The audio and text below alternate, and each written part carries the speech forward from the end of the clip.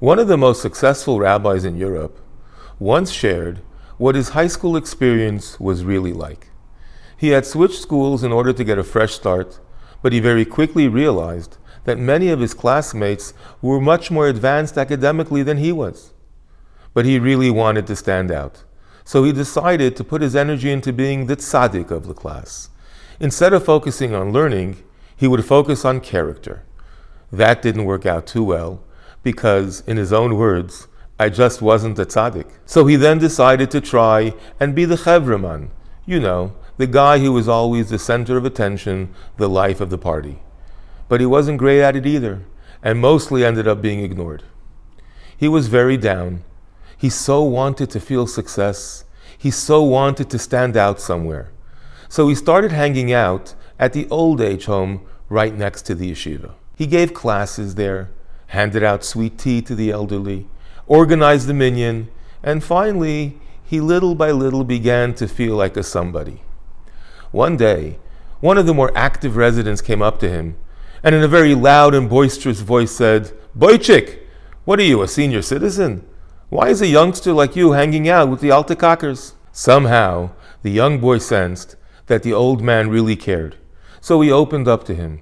He told him about his frustration and his feelings of inadequacy and his desire to stand out. The old man looked at the boy, rolled up his sleeve, revealing 6 numbers tattooed to his arm, the infamous stamp of a Holocaust survivor.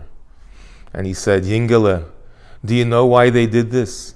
Do you know what this really meant? The Nazis, Yimach Shemam, wanted to rob us of our identities, to show us that we were no longer human beings with names, families, and personalities. We were merely numbers." Young man, I'm glad you didn't fall for that trap. No matter what your schoolmates think, you're not just a number. You're not just another student. I watch you daily interact with people here. You do have unique and special qualities. Fly, my son. Go out there, change the world. You can do it. You have it in you. In this week's Parsha, Parshas Yisro, we read about the momentous event of Matan Torah, the first time God revealed himself to his people. Millions of Jews were present at the foot of the mountain. Our sages teach that the soul of every single Jew who would ever live witnessed this revelation. Yet strangely, God's entire speech on Mount Sinai, the famous 10 Commandments, were delivered in the singular form. Anochi Hashem Elokecha, asher hotzeisecha me'eretz Mitzrayim. It's grammatically incorrect. Shouldn't Hashem have spoken all this in the plural? Elokechem, asher hotzeisi eschem. Why did he do it in the singular? And the answer has to be that Judaism must be personal and individual. If it would be in the plural, everyone would say, I'm just another number. God doesn't really mean me. He means the other guy, the other woman. I'm not strong enough. I'm not religious enough. I'm not such a believer. I don't have that much faith. So God came down the mountain and said to each and every one of us, Mr. and Mrs., I'm talking to you. I believe in you. And I'm giving you the power and strength to reveal your true potential.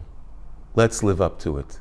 Wishing you and yours a Shabbat Shalom u'Mevarach.